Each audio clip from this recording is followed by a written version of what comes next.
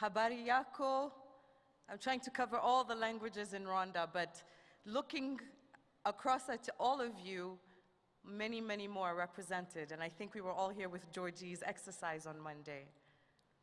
It's a pleasure to host you. My name is Olivia Ikilezi Rubagumya.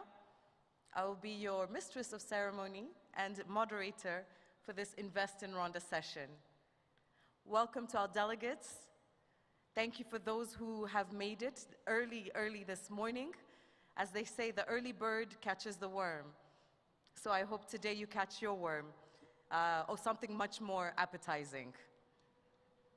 All right. Without further ado, we are going to kick off the Invest in Rwanda session. And I wanted to kick off with a small introduction about myself, if you don't mind, organizers. We are all here because we are interested in the potential and growth of this country and the opportunities that I'm sure many of you have either been watching, monitoring, hearing about, or being involved in. Now, myself, I'm a Rwandan citizen. I'm a native of this beautiful land, but I did not grow up in Rwanda. And I think you could tell probably from my very hybrid accent. I lived half my life across different parts of Africa and another half in the United States. 4 years ago, I decided to come home.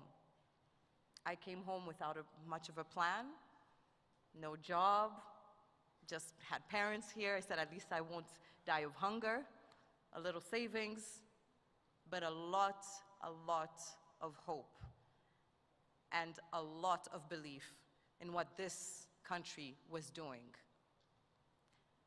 His Excellency, the President Kagame, has famously said, there is no such thing as a small country, only small people. And Rwanda is one of those countries that punches above its weight. I think the Commonwealth Business Forum itself attests to that. It's for this reason that I came back home. I felt I could contribute my skills, my know-how, my interest and passion in communications and media, so that we could tell our story to the world. But as you can see, we are doing a pretty good job already.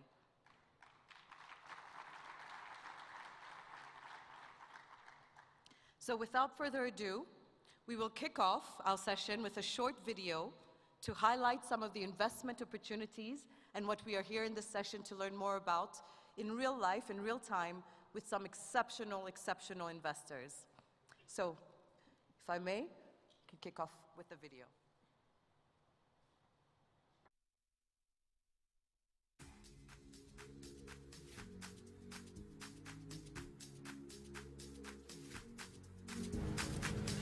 Guided by these three core values, Rwanda has emerged to become one of the fastest growing economies in Africa and the world today.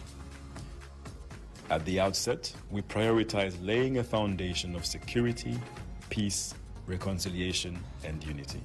We set out to ensure that Rwanda's rapid high growth was sustainable and inclusive, with nobody left behind. Through bold and consistent reforms, Rwanda today is one of the world's best places to do business. We have transformed our landlocked country into a land-linked, modern, connected, and progressive economy. Rwanda has some of the most advanced ICT infrastructure in the region and is an emerging innovation hub in Africa. Rwanda has established itself as a proof of concept destination, attracting innovators seeking to develop, test, and scale their business models in Rwanda and beyond. Rwanda is emerging as a premier financial hub, with the Kigali International Finance Center providing an attractive destination for investors seeking opportunities across the African continent. The center is also ranked among the top 5 financial centers in Africa. The country is reputed for being one of the most remarkable tourism destinations in the world. We have consistently diversified our tourism sector. In a span of a few years, Rwanda is now ranked the second most popular destination in Africa for hosting international conferences and events. and it is emerging as a leading sports events destination on the continent. Like the rest of the world, Rwanda was disrupted by the COVID-19 pandemic. However, our response was swift and robust, gaining global recognition. We have surpassed the World Health Organization's vaccination target, ensuring the health and safety of our people. To safeguard businesses and jobs, we have invested $250 million through the Economic Recovery Fund and implemented innovative incentive programs to drive rapid recovery in priority sectors such as manufacturing, agro-processing, and construction. We have also invested in empowering our young, talented workforce with skills for tomorrow. This is why we have partnered with world-class learning institutions to establish their continental campuses in vibrant and cosmopolitan centers across the country. A strong innovation culture has also been established with a particular focus on developing talent in the ICT sector. As we accelerate towards our Vision 2050, our development gains will not be sustainable if we do not protect our planet. Rwanda has an ambitious climate action plan to secure a clean and sustainable world for future generations. There is a lot more to discover about Rwanda and its opportunities.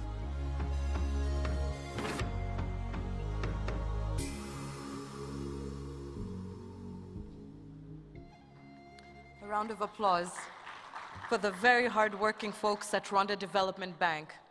And without further ado, I would love to introduce you to the chairman of the Rwanda Development Bank, the organ that is responsible for promoting Rwanda across the world. Mr. Israq Fisher is a lifelong angel investor. He is a lifelong Rwandan, if I may say, Mr. Israq, add that to your profile, with experience and expertise in PE and VC backing. And he has, within their portfolio, have backed over 85 different startups across the world. So I think, without further ado, the best person to welcome and to help us kick off this session, Mr. Israq, I do welcome you to the podium and request everyone to give him a warm round of applause. Thank you.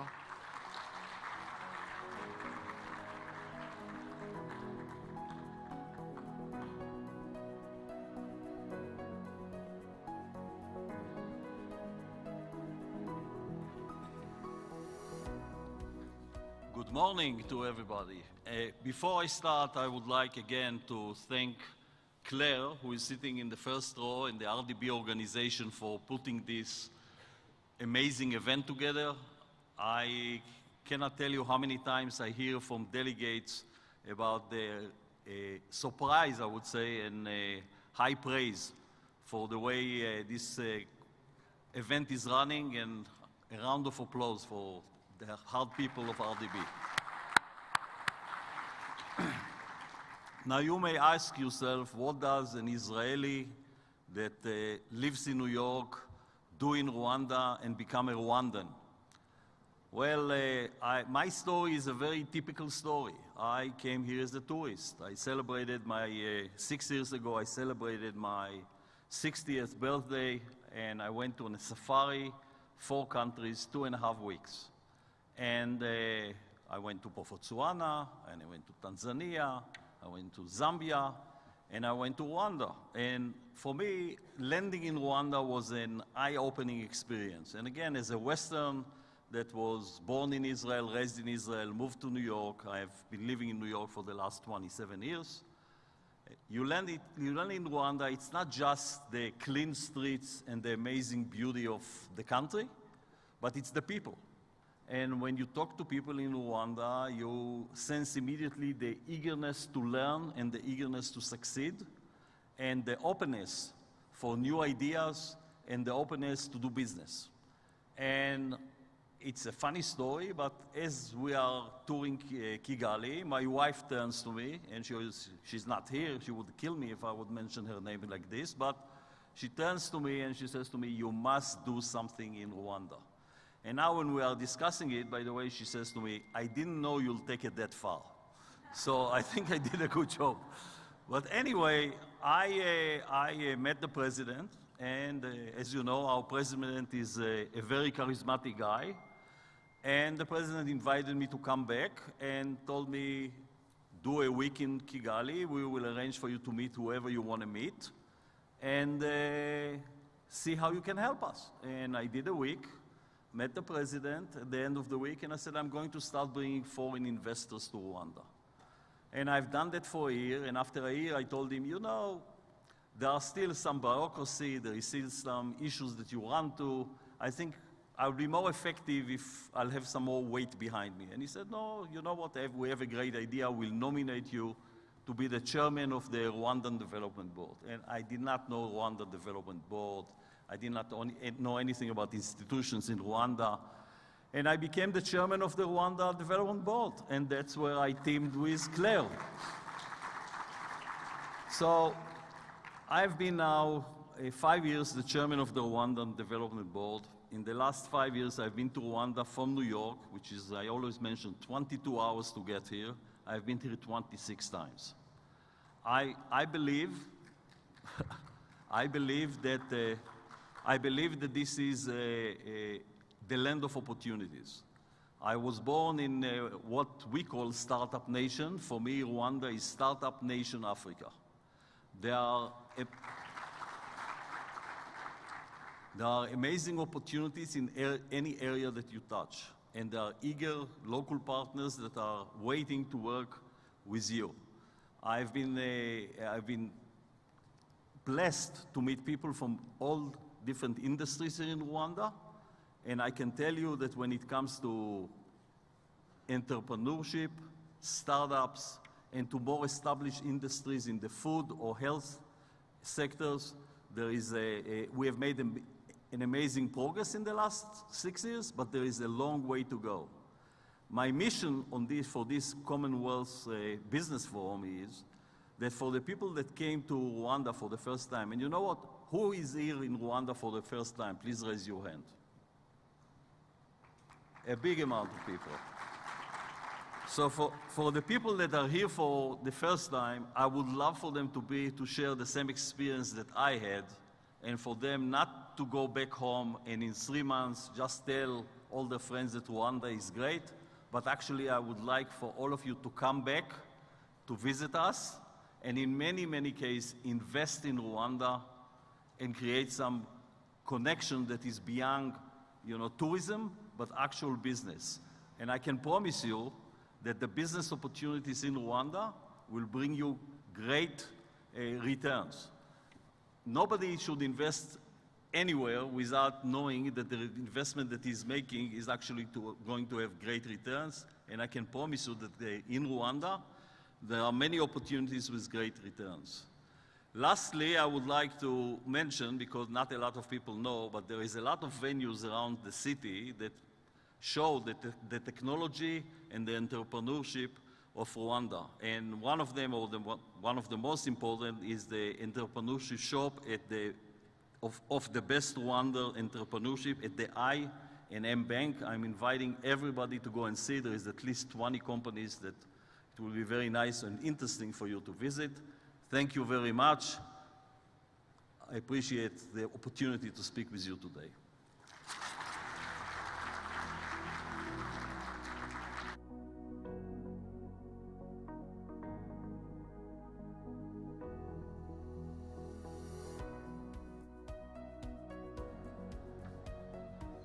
Thank you very much, Ishrak, and a pleasure to have you as well today. So without further ado, we're going to kick off our panel. I will have the pleasure of calling our panelists up, and for the interest of time, I will introduce you as you take a seat, my panel. We had a little rehearsal this morning, and unfortunately, we have to be adaptable, considering we want to make sure everyone gets out on time. So without further ado, please join me and make sure to give them a warm round of applause on this early morning to come out and do business with you and talk about themselves. I will start off with Mami Ingabire, the Managing Director of Caris Rwanda and Unmanned Aerial Solutions Company. Mami, I promised not to pick on you first, but I had crossed my fingers. Welcome, Mami. Mami will be followed by our retired Honorable Andrew Mitchell from the United Kingdom. Please give him a warm round of applause. Very seasoned senior politician and friend of Rwanda, who has done a lot of work in the past decades, a lot of philanthropic work, which we'll hear about. Next, we will speak to Mr. Idris Jala, the president of Pemandu Associate, Malaysia. Mr. Pemandu is a self-proclaimed private public businessman who has been a former minister under the Prime Minister's Department, transforming Malaysia towards a high-income status by the year 2020. So warm welcome, Mr. Idris. I have next, with a lot of courage, Mr. Sumit Barja, who has come in on behalf of Mr. Suhail Albana at the last minute. Mr. Sumit, thank you for answering the call and being available. Unfortunately, Mr. Suhail cannot be with us, but Mr. Sumit is the chief executive officer of DP World here in Rwanda, Kigali. They are a premier logistics company, and we will hear more about the work that they've been doing in Rwanda and all over the world as well. And last but not least, Mr. Ferit Şahenk. Mr. Ferit Şahenk comes to us all the way from the Dosh Group, Turkey, the largest conglomerate in the world of F&B luxury, also across many different hospitality, construction, agriculture, different sectors. Mr. Şahenk, thank you very much. Perhaps I think it's your name that I've been practicing the most this week, so thank you. I hope I've said it correctly. And of course, I will be moderating the session, so I hope you enjoy. Thank you.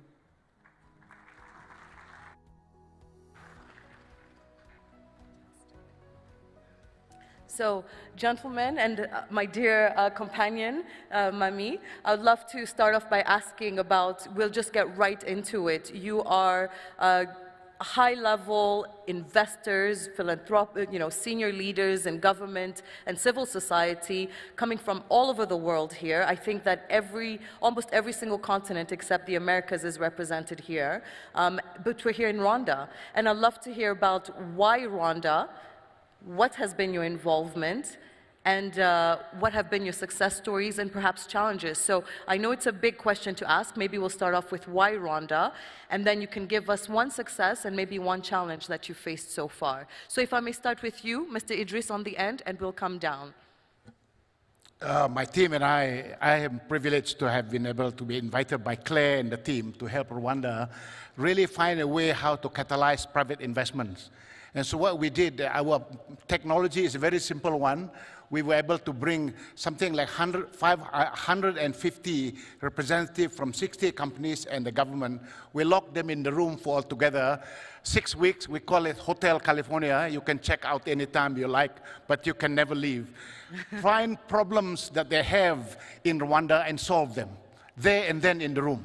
So in 6 weeks altogether, in the period of time, we've been very impressed with the level of support that were given by the Prime Minister, Claire and the team, and also the various other economic ministers. They were together with the private sector to do this.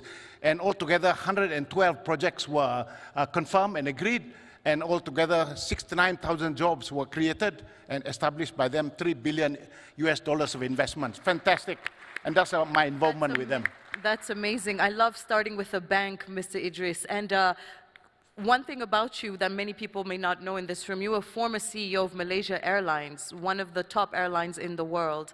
And Rwanda Air has been doing and has had a lot of strides in establishing itself on the continent to connect Rwanda to the world. And I think that's something you can appreciate. And hopefully, I know you came from Malaysia, but we'll be getting to Malaysia as well as Rwanda Air. So one thing you've struck upon was the willingness to reform, willingness to innovate. And so I think it's a perfect segue to what you do, Mami. As a managing director of Caris USA, you do drone technology. Can you tell us a little bit more about that investment or that product in Rwanda? Thank you very much. Caris US was founded in 2014 with the aim of making meaningful impact but really solving challenges found here in our continent using drone technology. We really strongly believe, as young entrepreneurs, Rwandan entrepreneurs, we strongly believe that we can provide real-time data and advanced data analytic, to solve challenges in various sectors, helping those in those sectors to make meaningful intelligent, decision-making to optimize their operations and get the right information, accurate information on time. And for example, we are now, providing amazing solutions in health where we reduce malaria cases, through detecting, using advanced analytic AI and drones to detect breeding sites, mosquito breeding site, and use drone to spray larvicide. And we have tested the technology here in Rwanda, and it's proven. And right now we are scaling up to many countries. We are providing so many solutions in agriculture, in energy, environment and construction, providing topographical survey in a very quick way and having right information, real-time data information. Right now, we are providing services in 6 countries in Africa, and we have our second big office in Abidjan, Côte d'Ivoire, and all started right here in Rwanda, using drones technology. Thank you very much. We know that when it comes to drones, there's so many risks related to it, but we were really, blessed, as I can say, to start here in Rwanda because the regulators really received us well. They didn't stop us because at the time, we didn't have regulations in place, but they understood, the ideas behind it, and they've created enabling environment and ecosystem for us to be able to create, to innovate, and here we are making, indeed, meaningful impact in the continent. Thank you. That's an amazing story, actually, progress as well in terms of from proof of concept to scalability, and again, hearing the same theme of reform, of enabling policy, enabling environment. And so, turning to you, Mr. Mitchell, Andrew, if I may, you have been a senior politician in the United Kingdom. You've worked a lot on bilateral relationships, but you're also a friend of Rwanda, so someone who understands the idea of creating policies that allow societies to flourish. You have led social enterprise in Rwanda as well. So tell us a little bit more about that philanthropic work or involvement and why. Well, I'm slightly different from the other titans of business and industry on this panel, in that I'm partly a politician and partly a businessman. I spent 30 years at Lazard, the International Development Bank, and spent quite a lot of time in Africa as a very young banker. But I've been a politician and a member of the House of Commons. I'm still a member of the House of Commons. I haven't retired, but I am the former British Development Secretary. And I first came to Rwanda nearly 20 years ago as a politician to see how on earth a society that had been so shattered by the events that had taken place pulled itself back together again and started to succeed. So I followed the Rwanda story with great love and with great affection and respect over the last 20 years. And I think that's really my contribution this morning, just to say a very few words about that. And as part of the Commonwealth Business Forum, we all know why everyone is here. They're here to drive forward investment, business, and to make sure that economic activity in Commonwealth countries, and in particular in Rwanda, builds up. Because we all know that it's economic activity, it's investment, it's having a job which helps poor countries to lift themselves out of poverty and to succeed. And the point I would make to this conference is that from the moment you land in Rwanda, you know you are in a different sort of country to all those around. Meetings start on time.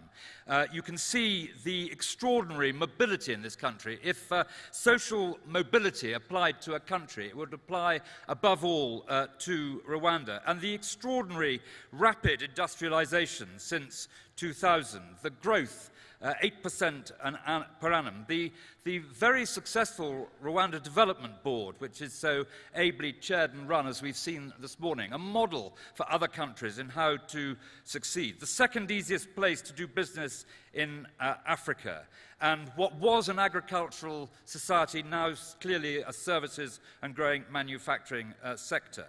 But it is, in my view, above all, the leadership and the political stability which makes Rwanda such an incredibly attractive place in which to invest.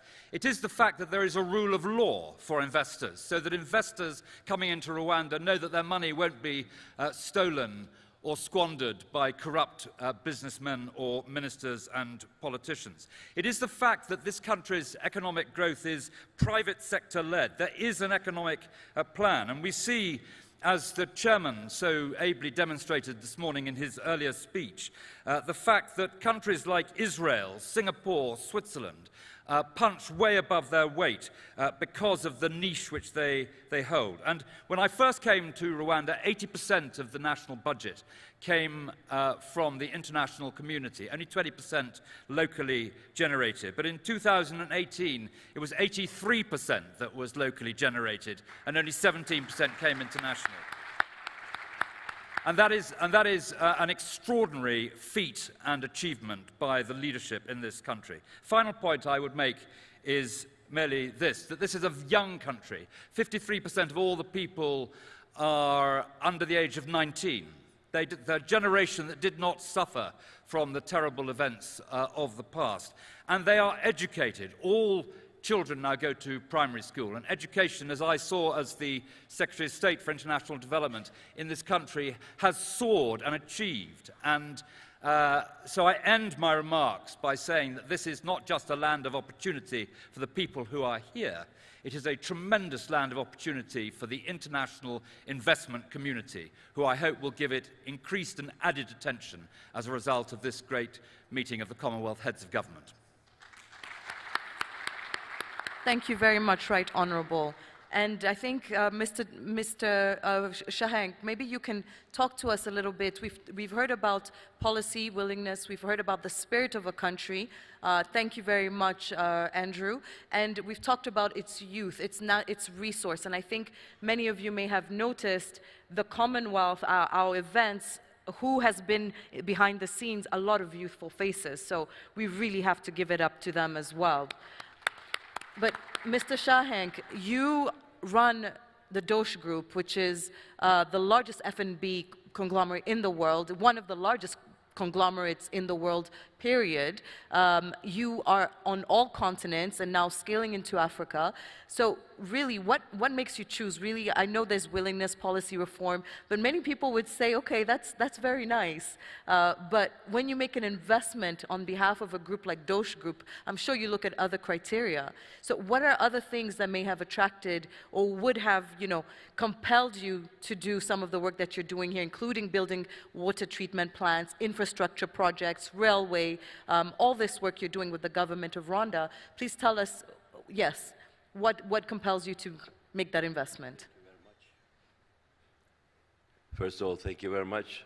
I'm very grateful, firstly, after such a COVID period, to be together face-to-face, not on WebEx, with all the excellencies and my brothers and sisters from many nations. And I'm very proud to say that this is a very inclusive group. I think this is what's going to make the world go further with advancement, collectivity, inclusivity, and we were discussing in Qatar till yesterday the globalization. I think this is a great picture that globalization and people's need to each other, to connect to each other, will continue. Thank you for inviting me here today as well. But if you didn't invite, I was going to come myself here anyhow. First of all, what makes Rwanda? People. People is the key thing. And the leadership. Leadership, I can tell you that when I met President Kagame, I was immediately in love with this country, a great visionary, and he loves his country and his people. This is very important. Otherwise, in many countries, we are investing in the last 70 years of my family business. I'm the second generation in many countries, advanced, not advanced. I don't like to categorize people. But there is bureaucracy, there are rules, regulations. These are facts. But you have to have a heart, you have to have a belief, and coming from an emerging market country like Turkey, you have to believe in yourself, and your team has to believe in what you're doing. And my team has the 100% commitment beside me to be in Rwanda. And our group is a 70 years old group. We have done construction from North Africa, Middle East, Eastern Europe, in Turkey. Later, we became a banking company. We sold our bank to a very good friends of ours, BBVA from Spain. And now we are expanding on technology, hospitality, and construction, which is our beginning of our group. I see Rwanda, when I was growing up, like my home country. That's why I feel the entrepreneurship spirit, the positivity, and the friendship will take this country with, obviously, with the grand picture, the entrepreneurship style of the leadership, President Kagame. We are in with 200 plus restaurants and more than 20 hotels around the world. We want to grow in our new home country, which is Rwanda. And we want to make Rwanda to be the seed of growth for us to all other brother African nations. This is very important. We are very simple people. We don't look at balance sheets. We don't look at market caps. We look at very simple thing. We have to do something good for the country. We have to feel that when we are walking in the country, people look at us and say, we like them. We like him to be in this country. And I can only promise you this, with our hospitality, that is from Los Angeles to Hong Kong, with our construction group from Saudi Arabia to Romania, Turkey, we are going to commit all our humanity, all our passion to Africa, beginning from Rwanda. It's very simple. You just have to commit and have the passion for the country. Thank you very, very much. There's a lot of spirit, and I think as entrepreneurs, I think most of you come from an entrepreneurial background, banking background, supporting entrepreneurs. Spirit, I think, is the driving force. And in terms of spirits and innovators, absolutely, Rwanda has been really leading the pack in many, many ways, whether from the establishment of the first green fund in Africa for Nerwa, before there was a real talk of creating and, you know, the urgency of creating such institutions, to becoming the first, launch pad for drone technology in terms of delivering blood and medicine to remote areas. There is a spirit of entrepreneurship in the development agenda, in the investment agenda of Rwanda, which is, you keep hearing and is resonating and important. And turning to you, Mr. Sumit Bajwa, who is, by the way, a retired former sea captain. I love it. I've never met a sea captain officially before. But your experience in the maritime industry is also what lends to you now working with the Kigali Logistics Platform and establishing a regional logistics platform or infrastructure to help facilitate trade within East Africa and beyond. So if you could tell us a little bit more about that vision, and again, why starting from Rwanda? There are a lot of mature economies. There's South Africa. There's, places that most investors would first turn to. Yes, what compelled your group to come in and establish this, and what has been the impact? Yeah, thank you.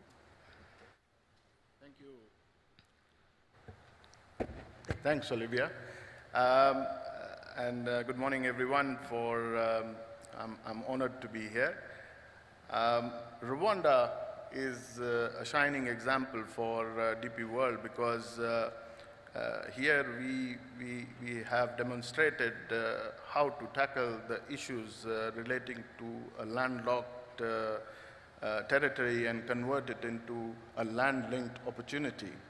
And Rwanda obviously was our preference and our choice because investing in Rwanda was an easy decision by the DP World Group because the government here is very supportive. I've been working here for past 6 years and you know, You live here now. I live here. I mean, I'm here for the past 6 years, so it was a quick decision. The government is very supportive and the environment for the investors is very favorable. So it was a no-brainer for DP World because we saw an opportunity to create a logistics hub over here which could benefit the entire region. So DP World has put some integrated and innovative solution which is promoting Rwanda to become a regional trade hub. Our facility is equipped with a state-of-the-art terminal operating system, and this terminal operating system, which is my good friend was talking about, is we have managed to integrate it with the customs, with the authorities, with the banks, with all the stakeholders. We've even gone up to the level of linking this system to the 2 gateway ports of Mombasa and Dar es Salaam, so that just to provide our esteemed customer with a live tracking of their cargo movements, what is happening. DP World also invested here in a transport company and a cold store because we felt it was necessary to add these services to our portfolio. And this cold store has benefited the farmers and the perishable exporters tremendously. Their products have got a better and a longer shelf life, and they are finding new markets in the international arena through the DP World network. We have observed that through working these commodities via our facility, we have seen the avocado exports have grown by 32%, and the chili exports have grown by 54%. We saw, yeah, it's commendable what Rwanda is doing. We also saw a marginal increase in the exports of tea and coffee moving through our facility. I also give you one example that when we started this operation in Rwanda, we saw the truck turnaround time was at a staggering 14 to 15 days. And the importers were paying a lot of money in terms of penalties, demurrage, detention, and all that. So DP World said this is our first task to handle, and I'm proud to say that today we have reduced this truck turnaround time to below 3 days, which is bringing a savings to our customers in the region of $15 million. Now you can imagine, Olivia, that more money in your pocket, that means more trade opportunities, more business opportunities, more jobs. Absolutely. So talking about jobs, in a short period of time, while we are operating here, DP World has created more than 600 jobs directly and indirectly. And we are proud to say that 90% of our workforce is locals. That's amazing. We also have an internship program, and we are creating the leaders of the future. We have tied up with many universities in Rwanda, and they are producing top-class students, and I'm not exaggerating on that. Thank you very much for mentioning this, because one of the key things or key investments that government has made in the past decade or so has been into education. And right now we have Carnegie Mellon Satellite Africa Campus, we have the African Leadership University, we actually have an innovation campus where talent pools, whether from tech-based talent pools like Andela to, soft skills are all being developed. And so really making sure that we're not just connected, but we're creating talent pools, and we are also forming the next policy leaders of tomorrow and being willing to do that. So I really, really love to hear this. And Mr. Shahank, there's something you said backstage that I loved. It's not just about bringing investments into Rwanda, it's also investing Rwanda in through the world, right? Taking Rwanda outside to the world. I think some of you may be familiar with our chili, akabanga. If you're not, my gosh, find a friend to introduce you. It will change your life. But we want to see this cross-cultural dynamic as well in terms of what we invest in and what will be the return in there. So unfortunately, because we are starting to be tight on time, I did think it would be great for us to open the floor to our audience. I'm sure people have questions. And so if I may see if there's a roving mic. Is there a mic? Can we have some mics up, please? Production, can I have a hand up?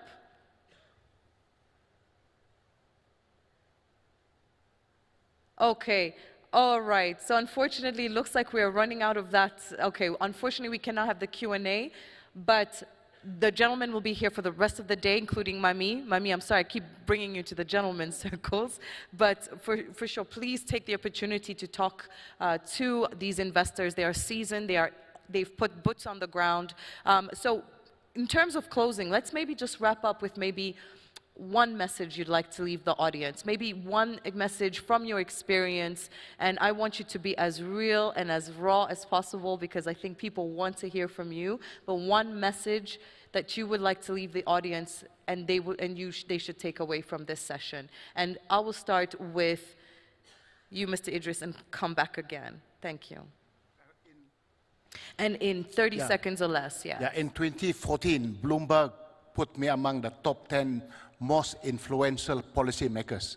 I asked them why, and they said because we came with a highly innovative tool that allowed the private sector and governments to work together and co-create the conditions for investment to flourish. So, can we have a round of applause for that, please? Thank you.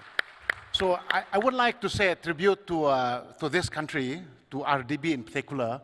They invited me and the team to introduce this highly innovative tool called the laboratory that we brought in together, the private sector in the room and the government.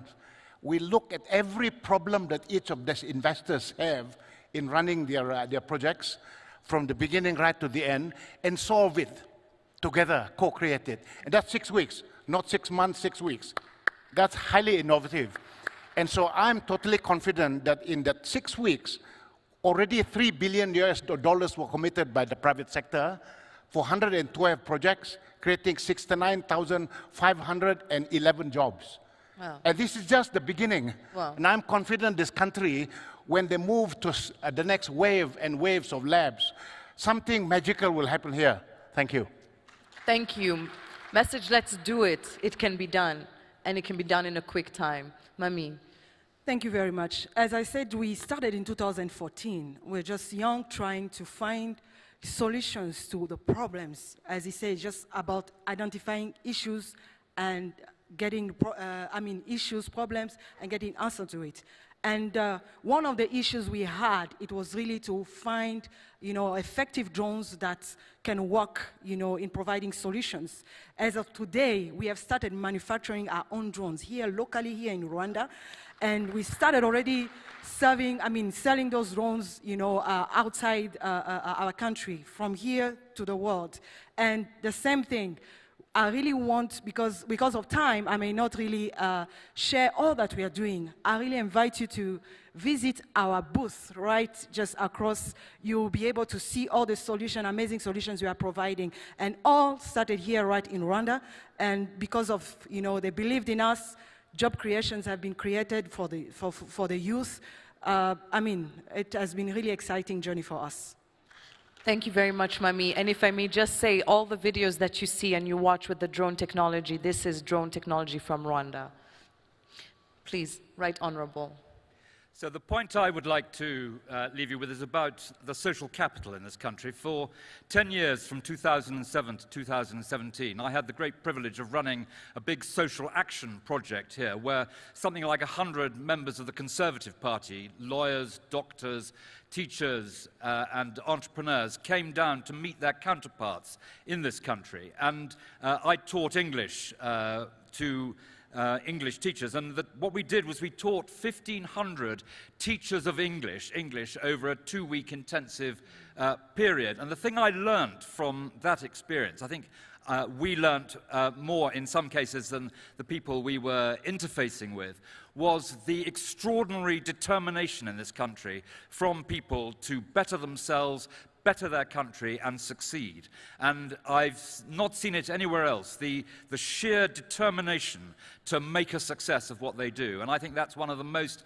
inspiring aspects of this country, and it should give enormous comfort to people who want to invest here, do business here, and conduct entrepreneurial activity. Thank you very much. The air is electric with it. Mr. Shahank. Well, my passion is people. By education, I wasn't very good a finance guy. I did more consumer studies, consumer behavior, and organizational behavior. So on the way down with my colleagues, who I call them family, in my company, nobody works for me. We work together. And I said, guys, don't give me numbers. What can we do for the people of Rwanda? I said, Mr. Shahank, we're just opening in Dubai an amazing Japanese sushi school. We are training so many UAE colleagues from UAE across the world. We are good at training.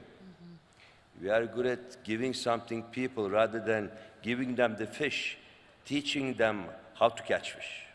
So my promise to all my brothers and sisters here, which I will be delighted if the excellencies, the government give me this opportunity, we would love to create a hospitality academy or hospitality school. Because merely we want to be part of this society. That's very important. And we have signed, we have our signature in very tough infrastructure projects. My colleagues from the construction company are here as well. We want to take capable young engineers to our work sites around the world and do on-the-site training for them. So I think with that we will understand each other more and we will be unified in one cause. Improving, increasing the brand power of Rwanda. That's my passion. Thank you very much. Mr. Sumit. Yeah, so we are the trade enablers, and I would like to remind everyone that what has happened in the past couple of years due to endemic, many businesses have suffered because of the bottlenecks in the supply chain and logistics. So every new investor who is coming to Rwanda, whether it is in the manufacturing sector or it is in the trade sector or service sector, they need an experienced and established a strong supply chain and logistics partner. And I can assure you that DP World has all the capabilities. We provide end-to-end logistics and trade enabling services to all our teams. So we are here for you. We are trade enablers. We will support you. We will handhold you. We will comfort you. Come and invest in Rwanda. I'm personally endorsing it. Thank you very much. Wow, thank you so much to everyone. We've had to do this at a lightning quick speed, but I think you've really helped to, impart a message of, basically of hope, leadership. There's a reason why Rwanda is electrifying, and I think you've all felt it in the air. We are very excited and privileged to have you all. Thank you very, very much again. And another round of applause, please, from the audience to our panelists. I highly encourage everyone to take a moment to stop by, speak, introduce yourself, ask questions to these esteemed investors, and continue to, educate yourself, but also explore. So just again, housekeeping, there's some tap and go cards at the exhibit stands. If you have not done it already and you would like to just take a tour of Kigali, get to see a little bit more of the city, even discover what other things you could do over the weekend, whether social or for business, please do pick up your tap and go card. It will give you access to shuttles and buses that will take you across the city. But again, also please leverage the human resources. We're privileged to also have Honorable Claire Akamanzi here, the CEO, and femme extraordinaire, hi Claire, as well here. So please, everyone, feel free to network, connect, and we're very excited again to have you here. Thank you once again. Coming to a close, invest in Rwanda, do invest in Rwanda, visit Rwanda, and come live here with us. Thank you.